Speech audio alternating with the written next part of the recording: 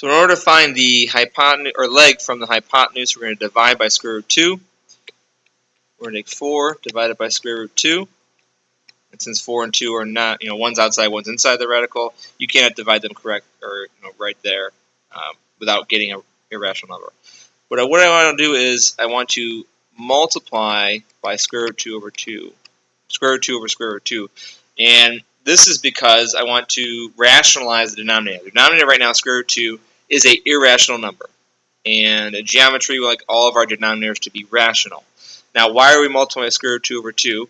There are two reasons. One, I am allowed to because square root 2 over square root 2 is 1. Therefore, I'm not really changing the number, I'm just changing the way it looks. The second reason is because the denominator is square root 2 times square root 2. This is going to turn into just 2. As we saw in the previous example, the square root 2 times square root 2 is just 2. So we have 4 root 2 over 2. And I'll highlight the denominator again to show you that that is equivalent. The square root 2 times square root 2 is square root 4, and the square root 4 is 2. Now, 4 over 2. Those are both numbers outside the radical, therefore I can divide them directly. Can it be simplified? Does 2 go into 4 at all? Yes, it does. 2 goes into itself once. 2 goes into 4 twice. So I can actually write this as 2 root 2 over 1, or just 2 root 2. And that's my leg. So 2 root 2 here is my leg, and actually I can write it over here as well because it's my isosceles right triangle. This is a continuation from the first video, and the first video cut off, so I had to finish up 45, 45, 90. So I'm going to move on to 30, 60, 90 now, and we're going to define that here with these following relationships. Unlike a 45, 45, 90, a 30, 60, 90 does not have congruent legs, but rather two different size legs. So therefore we have two different relationships going on here. So we still have the hypotenuse, but now we're going to have a short leg and a long leg. And these correspond to the angles inside the right triangle. So for example, that top left of the triangle, we have a 60-degree angle. I'll write that in here. And over here we have a 30-degree angle. So across from the 30 is going to be the short leg. Across from the 60 is the long leg. That makes sense because 60 is larger than 30. So therefore, the bigger the angle, the bigger the side length across from it. Hypotenuse is still across from the 90, so that makes sense. It's written there. Now the relationships. The first one, going from short leg to hypotenuse, you are going to multiply by 2. Essentially, you're going to double the short leg to find the long leg. Sorry, restate that. Double the short leg to find the hypotenuse. If you are going backwards, do the inverse. Divide by 2. So if I name the short leg x, then the hypotenuse is going to be 2x. Double the short leg.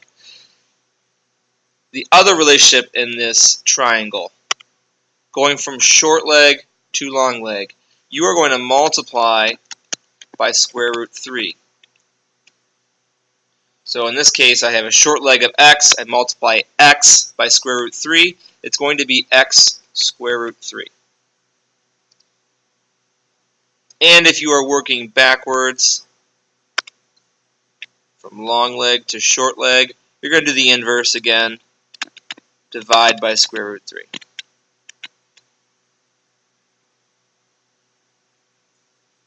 So using those two relationships, we're going to find missing side lengths here. And again, you're going to want to determine what's given to you and what are you asked to find.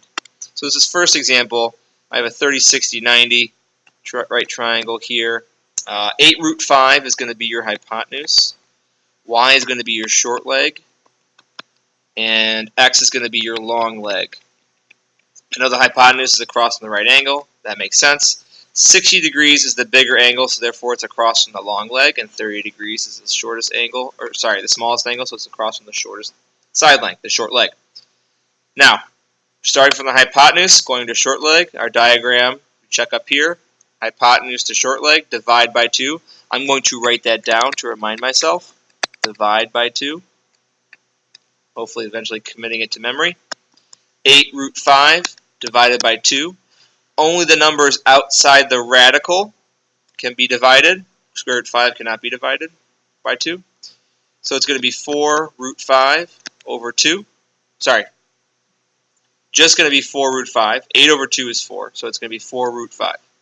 So your short leg is 4 root 5. Makes sense because if you double 4, you get 8. Square root 5 is tagging along there with it. The second relationship, going from short leg to long leg. Check our diagram up here. It says multiply by square root 3. Short leg to long leg, multiply by square root 3. So we're going to do that. Multiply by square root 3. So take the short leg, it's 4 root 5, and do that. Multiply by square root 3. And the rule we said was anything inside the radical is going to be multiplied together, and anything outside the radical is going to be multiplied together. So here we have two numbers, 5 and 3, inside the radical. Those multiply to 15. I can write that as square root of 15 because both 5 and 3 are underneath the radical. Now, 4 root 15. There's no fraction to simplify. There's no denominator to rationalize. 15 has no perfect squares that go into it. 4, 9 do not go into that, by whole number factor. So therefore, we're going to leave it as 4 root 15, and that'll be our long leg. And that'll be the last leg we find in this triangle. So right now we have hypotenuse. Went to find the short leg by dividing by 2. Found it, 4 root 5. Then did 4 root 5 multiplied by square root 3 to find the long leg, and we got 4 root 15. And that's all three sides in the right triangle. Moving on to this example over here, another 30, 60, 90. And they give you another hypotenuse. So 16 is your hypotenuse. So we're going from hypotenuse to short leg. And it's important to point out that we don't go from hypotenuse to long leg. We did not detail anything about going from hypotenuse to long leg. Notice there's not an arrow like that arrow I just drew. I never drew that before. So therefore I didn't mention a relationship. So don't ever go from hypotenuse to long leg. Everything goes to the short leg here in 30, 60, 90. So if I have hypotenuse, the first thing, so I'm going to go to the short leg. And I'm going to divide by 2. Well, 16 divided by 2 is 8. Pretty straightforward calculation. You're just cutting 16 in half, and you get 8. That's your short leg. Going from short leg to long leg. Short leg to long leg. Up in this diagram, I detailed that you should multiply by square root 3. I'm going to write that down. And 8 times root 3, there's no simplification to go on because square root 3 can't be simplified. 8's on the outside, 3's on the inside, so unless you want a rounded answer, which we don't in this case, you're going to leave it as 8 root 3, and that's it. So this is a 30, 60, 90 right triangle. We've done 2 examples together. I've given you a hypotenuse in both, but you can get a short leg first or a long leg first. And as long as you follow the diagram with the numbers, the correct numbers and the correct operations, and simplify and rationalize the numbers when you can, you should get the right answers.